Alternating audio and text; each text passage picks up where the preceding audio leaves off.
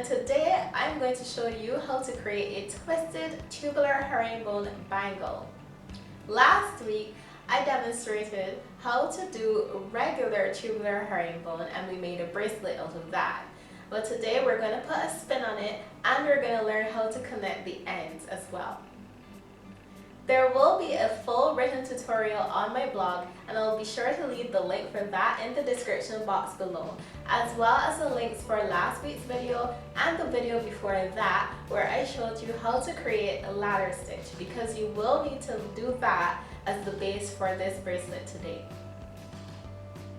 If you like this video at the end, be sure to give it a thumbs up and click that subscribe button if you haven't already. Let's get started.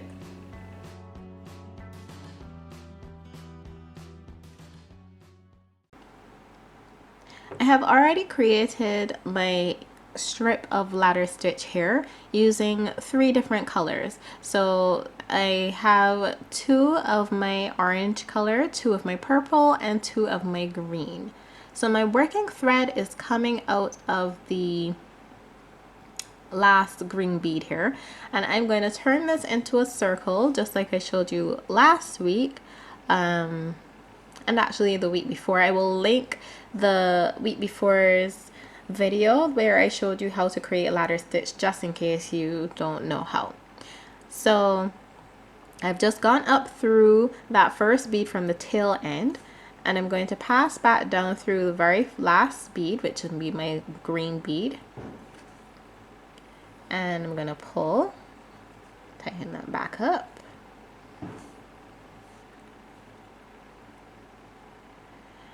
And to get into position to add more beads, I'm going to pass back up through that first orange bead from the tail end one more time. And now I am working away from my tail thread. So to get started, I'm coming out of my orange beads here. And what you're going to do is just add the same color of the beads you are coming out of, so it makes it a little bit easier to remember if you're just getting started with twisted tubular herringbone. So I'm going to pick up 2 of my orange beads and I'm going to pass down through the second orange bead, and then I'm going to pass up through the first purple bead. And to start the twisted tubular herringbone, we're going to start with the regular version first, so we're not going to add our twist just yet. So to continue, I'm going to pick up 2 of my purple beads and I'm going to pass through the second purple bead and go up through the first green bead, my third color combination here. Pick up 2 of those green beads and pass down through my second one. Alright, so now you can see that I've added all 3 of my colors and I have nowhere else left to add beads. So at this point I step up.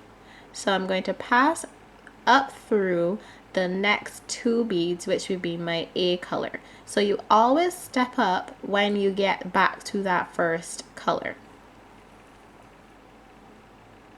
So if you have difficulty remembering where to step up, that is a good little trick there. Alright, so now I'm back at the top of my beadwork and I can add some more beads. But I'm actually going to start twisting my beadwork from here. So let me just show you how you do that.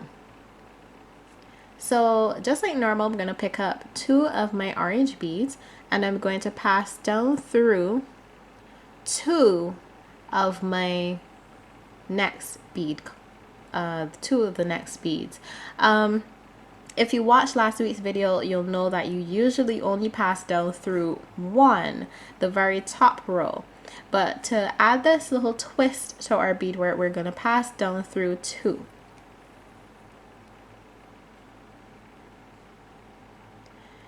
And then we're going to go up through 1 in the next column. So we're going to pass up through the very top purple beads in the next column. So we went down through 2 of our orange beads and we're passing up through 1 of the very next set of beads we have going on there. After that, I'm going to pick up 2 of my purple and I'm going to pass down through the next 2 purple beads in the following column. And then I'm going to pass up through the top green in the next row, pick up 2 green, and I'm going to pass down through 2 in the next column, 2 green in the next column. So you're not going to see the twist happening at the very first, at this stage, but as you continue working, you will start to see it get a lot more apparent. So now we are back to our A color, and this is where we step up. Instead of passing up through the top 1, we're going to pass up through the top 2 of our A color, or orange color here, to step up. And we're going to pull tight. You don't want to pull it too tight as you go, because then it will get, your beadwork will get really stiff. But you do want a nice tension to it so that that twist becomes apparent. You don't want too much of the thread showing. To continue, we're just going to keep going with those exact steps. We're going to pick up 2 orange. You're going to go down through 2 in the next column and pull. Just make sure you flip your beads in place if they don't go automatically. And then you're going to pass up through the top 1 in the next column. And it's going to become a little bit easier if you kind of forget, because you will be able to see the thread. I don't know if you're going to be able to see that there in the camera, but there you can see where the thread was going in the last round. So, but you always pass through the top 1 in the next column and pull, and then you pick up the exact same color as where you're coming out of, so 2 purple, and you go down through 2 in the next column.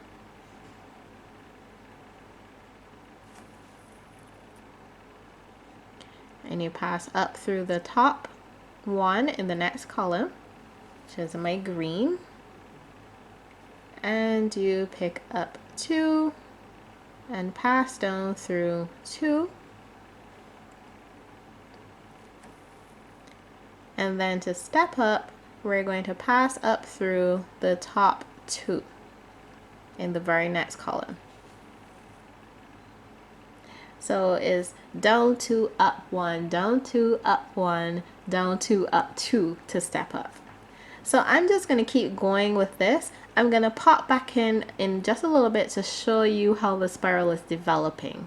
So you just repeat those same steps every time, and you will see, you can actually start to see it just twisting a little bit already, but it will become a lot more apparent as we continue. Alright, so I've gotten maybe just a couple inches done here, and you can see this spiral action going on here. It's a very gentle spiral. It's not severe, but I mean, you could twist it further if you wanted to. But that is what the spiral will start to develop into as you continue to work. Now, the other thing I wanted to show you is how to add some new thread, because these spiral stitches do use up quite a bit of thread. So more than likely you will run out at some point. I started off with 2 yards of thread, and I've got just a couple inches left here, and I'm going to show you how to end this off and then how to add some new one. So I'm coming up out of my first A bead here, my orange bead. So I just stepped up, so that will make it easy to know where you need to come out of to add when you add your new thread. So without adding any beads, I'm just going to pass down through the beads in the next column and pull, and I'm going to find that thread bridge in between two of those A beads where my thread is coming out of, and I'm going to tie a half hitch knot right there.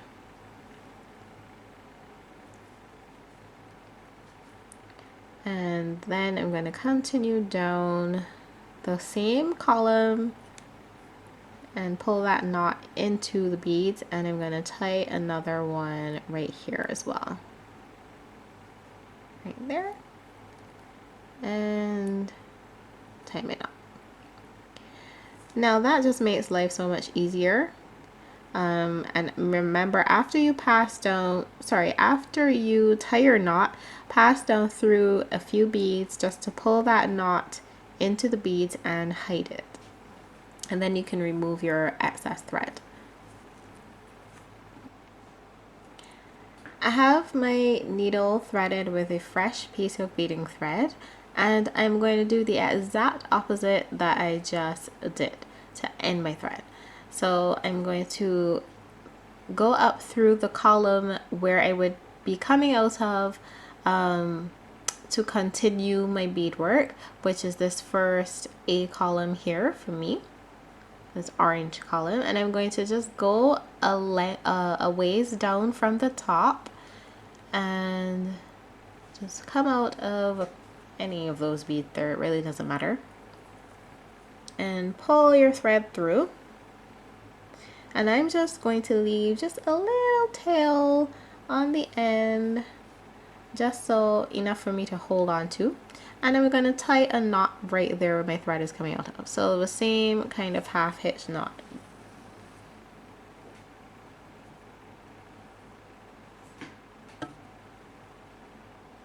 Just like that. And make sure you hold on to your thread as you do that.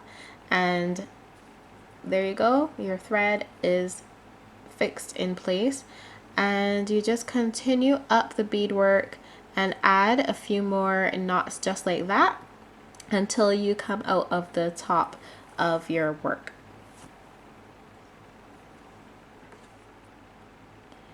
Alright, so I've made a few more knots along that same column, and now I'm coming back out the same place where I need to continue my beadwork, and now I can go from here. Okay, so I have reached my desired length, and you want to make sure that you make your bracelet long enough, or your beadwork long enough, to fit around the widest part of your hand. Don't measure to fit your wrist, because remember, it won't have a clasp, and you'll need it to be able to slide over the widest part of your hand. So to join the ends, just go ahead and remove the tail thread. You can tie it off the same way we did, the same method we used to add and end our thread, or working thread. And we're coming out, or I am coming out of the first column of A beads here. So I just stepped up and I'm coming out of that first orange bead. So you're going to line up the ends of your beadwork so that the colors of your different columns match. So you want orange to orange, green to green, purple to purple, whatever color you're using. And we're just going to line them up just like that. So let me just turn mine. I've just done just a little sample piece, so this might actually be a little bit more difficult to work with than if you had done the full length of for a bangle. Okay, so I'm going to treat the beginning side of my bracelet as if those were the beads that I was now picking up. So I'm not actually going to be adding any new beads here. I'm just going to be passing through the beads that we've already got here. So I'm coming out of my first orange bead on the right hand side of my bracelet, and I'm going to pass through the first orange bead on the right hand side of the beginning of my bracelet. So this is the end of the bracelet and this is the beginning. So I'm just going to pass through that first bead. And then I'm going to go down through the very next orange bead on the left hand side. And I'm going to pull that. And then I'm going to pass down through 2 of my orange beads at the end of my bracelet. So just following the same thread path that we were doing all along. And I'm going to pull that. And then I'm going to continue up through the next one, the top one, purple bead, the next column. And I'm going to pass through the purple bead on the right hand side of the beginning of my bracelet or my bangle. I'm going to pull that, and then I'm going to pass down through the purple bead on the left hand side,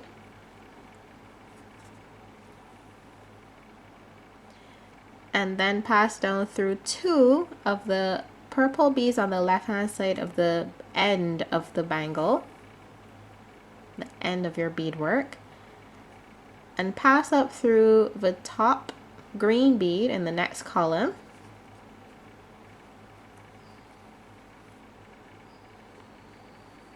and then followed by just 1 of the beads over the beginning of your beadwork, 1 of the green beads on the right hand side, and then go down through the green bead on the left hand side,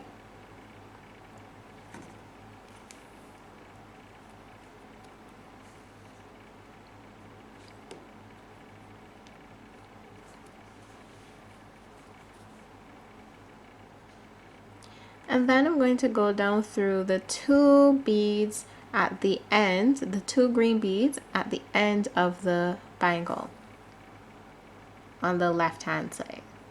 And we're almost there. So if we separate it just a little bit, just to make it a little bit easier for you to see where I actually started. So I just went down through these 2 green beads here, and now I'm going to pass up through just the 1 orange bead in the next column, and this is the one at the end of the bangle, followed by just the one at the beginning of the bangle.